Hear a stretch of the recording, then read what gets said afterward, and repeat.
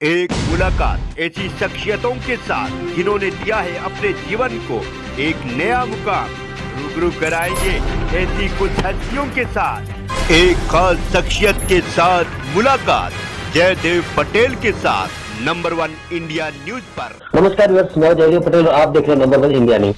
आपका एक बार फिर स्वागत है एक खास शख्सियत के साथ मुलाकात प्रोग्राम में। आज हमारे साथ फोन पर खास मेहमान भारत सरकार में रक्षा मंत्रालय और पर्यटन मंत्रालय के राज्य मंत्री अजय भट्ट। अजय भट्ट जी, आपका बहुत बहुत स्वागत आपके हमारे प्रोग्राम में। जी नमस्कार जी अजय भट्ट जी, आपसे मेरा पहला सवाल है कि जोशीमठ में आई आपदा को लेकर राज्य सरकार के साथ साथ पीएमओ ने भी एक हाई लेवल मीटिंग की है। आपको किस प्रकार की जानकारी वहां से मिल रही है वर्तमान स्थिति को लेकर?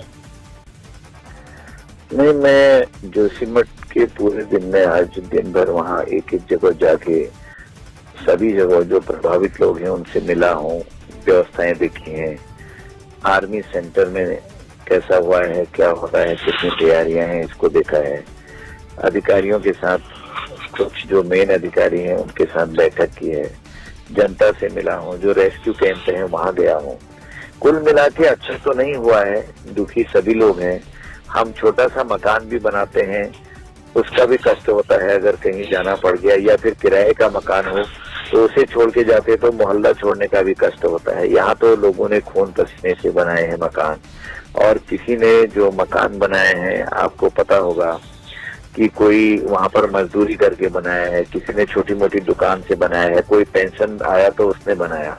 आज मजबूरी में छोड़ना पड़ा है, क्योंकि सरकार की हमारी भी यही अपेक्षा थी कि हम जान माल की सुरक्षा करें, पहले किसी पर भी कोई ऐसी बात ना हो कि कोई कैजुअलिटी हो जाए वहाँ। तो अभी तक ईश्वर की अनुकंपा रही है, बद्रीनाथ भगवान की अनुकंपा रही है कि सुरक्षित तरीके से हमने लोगों को निकाल के अच्छी जगहों पर जगह जगह रखा है अभी तक।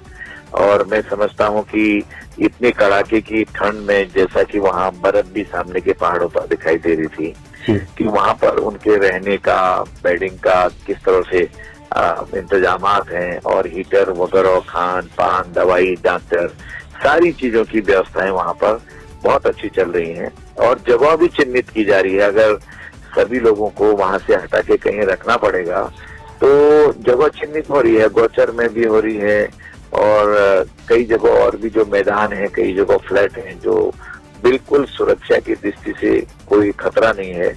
वहां पर भी जब कोई बात आई गई है तो वहां पर भी उनको बचाने का प्रयास होगा। परंतु इस समय हमें पहली चिंता यह है कि हर आदमी की जान को सुरक्षित बचाया जाए, हर व्यक्ति को सुरक्षित वहां से निकाल के सुरक्षित स्थानों पर रखा जाए। सारे इंतजामात कर रहे हैं, और जो मकान रहने लायक नहीं रहे हैं तो उसमें तो जाके कोई फायदा भी नहीं है, और जाने भी नहीं देना चाहिए हमको, वही कर भी रहे हैं।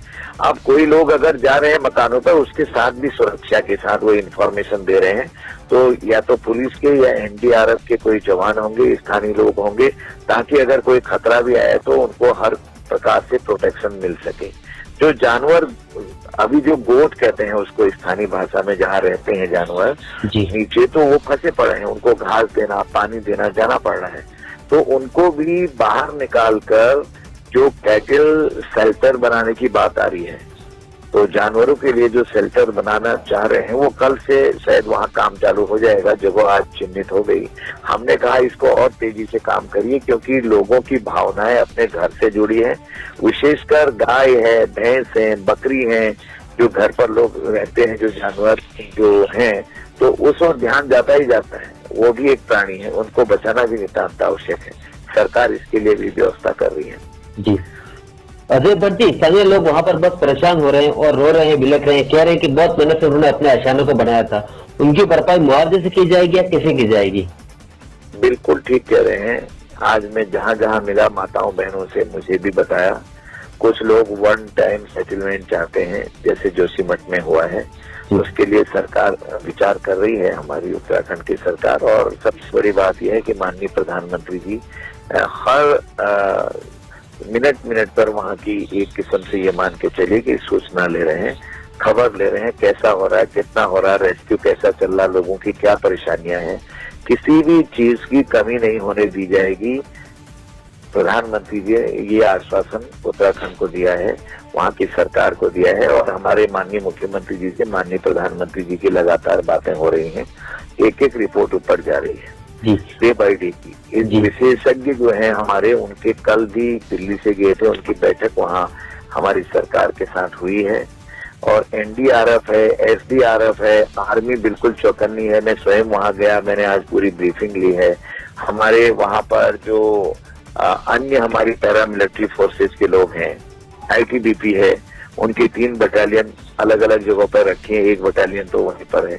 हमारी लोकल एडमिनिस्ट्रेशन है, एसएसपी है, पुलिस है, डीएम है और हमारे सीनियर आईएएस अधिकारी हैं, उनको भी वहाँ ड्यूटी लगाई है, वहीं पर है सीनियर आईएएस अधिकारी।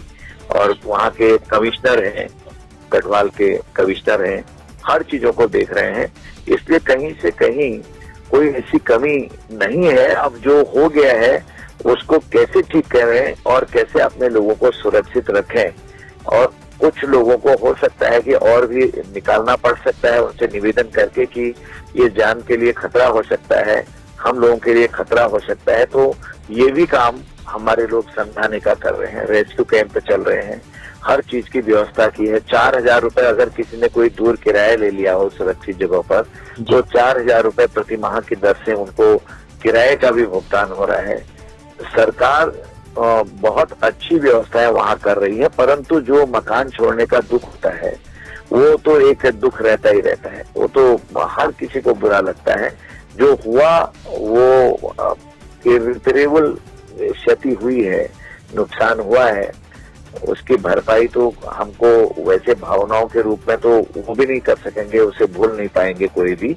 लेकिन जब कोई समस्या आई जाती है तो उसके लिए तो कुछ न कुछ उपाय करने ही होते हैं, अपना भी थोड़ा सा कंप्रोमाइज तो करना पड़ता है। इसलिए धीरे धीरे जैसे जैसे सेटल होते जाएंगे, आवास मिलते जाएंगे, तो उसके बाद से धीरे धीरे सब घाव भी भरेंगे और धीरे भूलना भी होगा, अपने काम पर भी आएंगे। मैंने तो सबसे निवेदन किया, कोई पैनकी न फैलाएं विपक्ष के लोग भी। जो अगर सुझाव है तो सरकार को सुझाव दें, मिलजुल के काम करें। इस समय इसने ये किया, उसने ये किया कह के कोई फायदा होने वाला नहीं है। इस समय तो सब मिलजुल के जान बचानी है, लोगों की जीवन को बचाना है और उनकी जो व्यवस्थाएं करनी है वो बेहतर तरीके से करनी है और हर तरह से उनको सेटल करने की योजना बनानी है। अगर जीवन रहेगा, बच्चे भी पढ़ेंगे, मकान भी होगा, घर बार सब चलेगा, खेती बाड़ी भी करेंगे।